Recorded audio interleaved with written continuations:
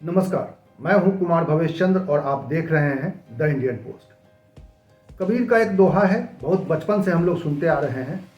राम नाम की लूट है, लूट सके तो लूट, पाछे फिर पछताओगे प्राण जाही जब छूट।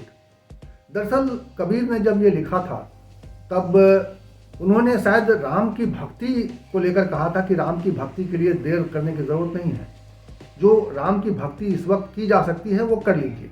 खैर, कबीर का ये दोहा इस वक्त इसलिए चर्चा में है और इसलिए इस पर बात मैं कर रहा हूँ क्योंकि कुछ इसी तरह के आरोप राम जन्मभूमि तीर्थ क्षेत्र पर लगाया है विपक्षी दलों के लोगों ने। विपक्षी दल के नेताओं ने प्रेस कॉन्फ्रेंस की और कल इसको लेकर बहुत शोर शराबा था। ये एलिगेशन लेकर सामने आए कि राम जन्मभूमि तीर्थ क्षेत्र ने जमीन की जो खरीद की है उसमें एक बड़ा घोटाला हुआ है, उसमें एक बड़ी गड़बड़ी हुई है। उस गड़बड़ी पर पहले तो ट्रस्ट की ओर से सफाई नहीं आ रही थी क्योंकि ट्रस्ट की कल बैठक भी हुई थी और उस बैठक के बाद जब चंपत राय उसके जो महामंत्री हैं वो निकले, तब उनसे जब मीडिया वालों ने सवाल पूछा तब उन्होंने उस सवाल का जवाब देने से इनकार कर दिया। कहा कि इस तरह के एलिगेशन तो हमारे ऊपर लगते रहते हैं, हमारे ऊपर तो गांधी की हत्या का भी आरोप है, हम ऐसे आरोपों से घबराते नहीं हैं, डरते नहीं हैं और हम उस पर कोई बात नहीं करेंगे। लेकिन देर रात उनकी सफाई आई है, उस सफाई के बारे में भी बताएंगे। एलिगेशन क्या है, विपक्षी दल ने किस तरह के एलिगेशन लगाए हैं और ये कितने गंभीर हैं। क्या सचमुच जो देश भर में इस वक्त अभियान चल रहा है और लाखों करोड़ों रुपए मंदिर के नाम पर जमा हो रहे हैं, उसमें से कोई गड़बड़ी करने की कोशिश हो रही है, कोई गड़बड़ी हुई है? ये सवाल आज पूरे भारत में सबके लिए जरूरी हो गया है ये जानना कि क्या जो उन्होंने मंदिर निर्माण के लिए चंदा दिया है क्या उसका सदुपयोग हो रहा है या उसका कोई दुरुपयोग ही हो रहा है।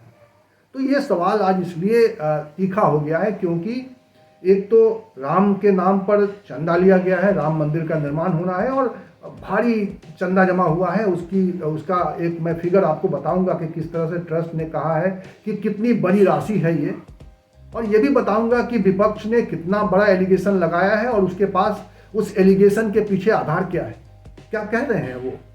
और इस पर भी चर्चा होगी इस वीडियो में कि क्या इन सब आरोपों का असर आने वाले समय में, क्योंकि उत्तर प्रदेश में चुनाव होने हैं और निश्चित रूप से जब चुनाव होने हैं तो राम मंदिर निर्माण का नाम जरूर आएगा, क्योंकि योगी आदित्यनाथ जब पश्चिम बंगाल के चुनाव में जा रहे थे तब वो मंदिर की बात कर रहे थे, मंदिर के लिए जो चंदा मिल रहा है पूरे देश से उसके बारे में चर्चा करते थे। तो निश्चित रूप से जब उत्तर प्रदेश के चुनाव होंगे तो राम मंदिर का नाम नहीं आएगा, राम मंदिर निर्माण की बात नहीं होगी, ये ऐसा हो नहीं सकता है। तो क्या आने वाले चुनाव में भी इस तरह के जो एलिगेशंस हैं जिसको लेकर जो अभी सफाई आई है, क्या वो पर्याप्त है? क्या उस सफाई से विपक्ष संतुष्ट हो जाएगा?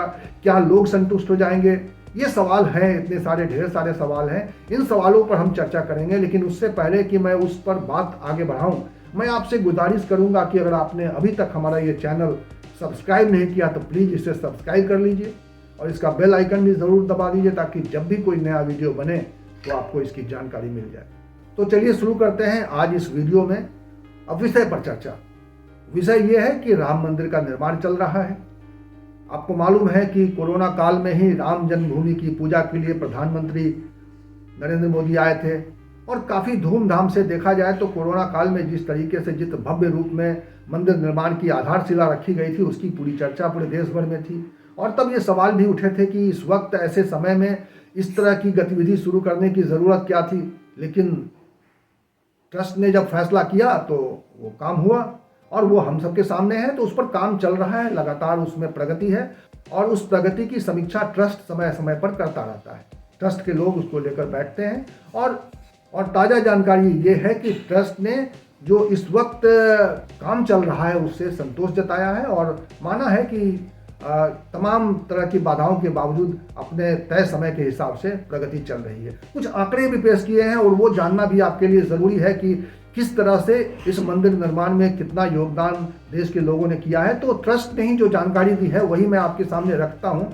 ट्रस्ट ने बताया है कि 31 मार्च तक ट्रस्ट के खाते में 3300 करोड़ रुपए आ चुके हैं हर रोज। इसके अलावा हर रोज लगभग 80 करोड़ रुपए ट्रस्ट के खाते में जमा हो रहे हैं। 80 करोड़ रुपए हर रोज आ रहे हैं, ये जानकारी ट्रस्ट ने ही दी है।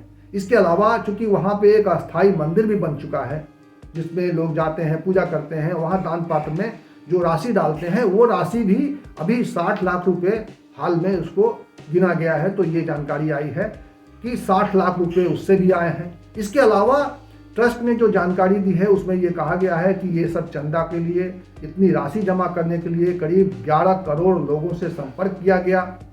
5,37,000 गांवों और कस्बों में धन संग्रह के लिए विहिप के और तमाम राम जन्मभूमि से जो निर्माण से जुड़े हुए लोग हैं उनके लोग पहुंचे, उनके समर्थक, उनके एक टीम बनी थी, वो सब उनको संपर्क किया और लोगों से चंदा लिया गया है।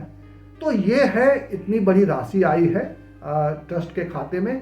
तो जाहिर है इसका एक हिसाब किताब रखा जा रहा है और एक चूँकि बड़ा एक काम होना है, मंदिर निर्माण होना है और मंदिर के आसपास में ढेर सारे विकास का कार्य होने हैं, तो उसको लेकर ट्रस्ट अपना अभियान चला रहा है। और अभी जो विवाद पैदा हुआ है वो विवाद ये है कि एक ज़मीन जो खरीदी गई है, मंदिर के पास की ज़मीन जो रेलवे स्टेशन के से लगी हुई है, उस ज़मीन को खरीदने में जो ट्रस्ट ने भुगतान किया है वो आरोप है विपक्ष का कि उस पर अधिक पैसा खर्च किया गया है।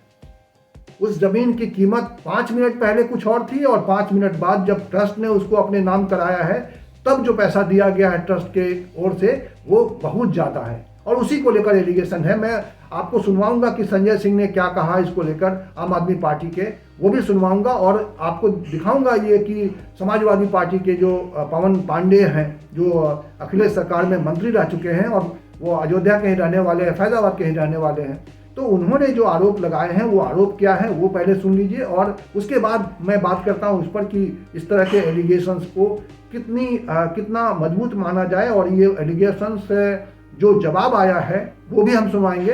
लेकिन सबसे पहले राम जन्मभूमि तीर्थ ट्रस्ट क्षेत्र ने 18 मार्च 2021 को 7:15 पर एक रजिस्टर्ड एग्रीमेंट कराया है 18.5 करोड़ का।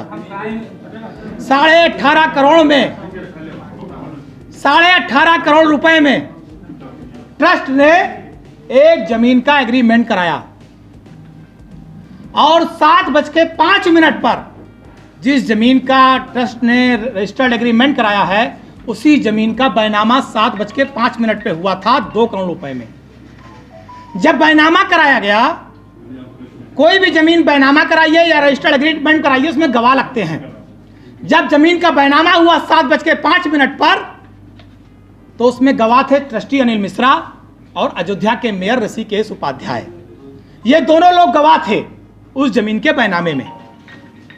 जब जमीन का बैनामा करने वाले ने रजिस्टर्ड एग्रीमेंट ट्रस्ट को किया तो 18.5 करोड़ में तय हुआ और 17 करोड़ रुपया आरटीजीएस किया गया। और जब रजिस्टर्ड एग्रीमेंट हुआ तब भी उसमें गवाह ट्रस्टी अनिल मिश्रा और मेयर ऋषिकेश उपाध्याय थे। मैं भ्रष्टाचार का आरोप लगा रहा हूं कि ऐसी कौन सी वजह थी, उस जमीन ने 10 मिनट के अंदर ऐसा कौन सा सोना उगल दिया कि जिस जमीन का बैनामा 2 करोड़ में हुआ 10 मिनट बाद वो जमीन 18 करोड़ की हो गई, 18.5 करोड़ की हो गई और 17 करोड़ रुपया आरटीजीएस किया गया। इसका मतलब जब बैनामा हुआ तो ट्रस्टी गवाह थे, जब रजिस्टर्ड एग्रीमेंट हुआ ट्रस्टी गवाह थे। इसका मतलब ट्रस्ट इस भ्रष्टाचार में लिप्त है। इसकी सीबीआई जांच होनी चाहिए। मैं देश के माननीय प्रधानमंत्री नरेंद्र मोदी जी से मांग कर रहा हूं, ये अयोध्या राम की धरती, मर्यादा पुरुषोत्तम भगवान श्री राम की धरती, लोगों ने अपने खून पसीने को काट कर चंदा दिया, राम मंदिर के निर्माण के लिए सहायता किया, सहयोग राशि दिया, लोग गली गली भटके, राम के नाम पर मंदिर बनाने के लिए पैसा धन एकत्रित किया। और अगर आज उस धन का, राम भक्तों के उस धन की बंडर बांट होगी, जमीन खरीदने के नाम पे इतना भ्रष्टाचार होगा, तो मुझे लगता है देश में रहने वाले करोड़ों हिंदुओं का, हिंदुओं ही नहीं देश में रहने वाले 120 करोड़ लोगों का अपमान है। ये अयोध्या में एक जमीन है जो गाटा संख्या 243, 244, 246, ये गाटा संख्या की जमीन जिसकी मालियत 5 करोड़ 80 लाख रुपए है, जिसको 2 करोड़ रुपए में कुसुम पाठक और हरीश पाठक जी से 2 लोगों ने खरीदा, जिनका नाम था सुल्तान अंसारी और रवि मोहन तिवारी। रवि मोहन तिवारी और सुल्तान अंसारी ने हरीश पाठक और कुसुम पाठक से 2 करोड़ की जमीन खरीदी। गाटा संख्या 243, 244, 246 और इस जमीन खरीद में जो सुल्तान अंसारी और रवि मोहन तिवारी ने खरीदी, इसमें 2 गवाह बने।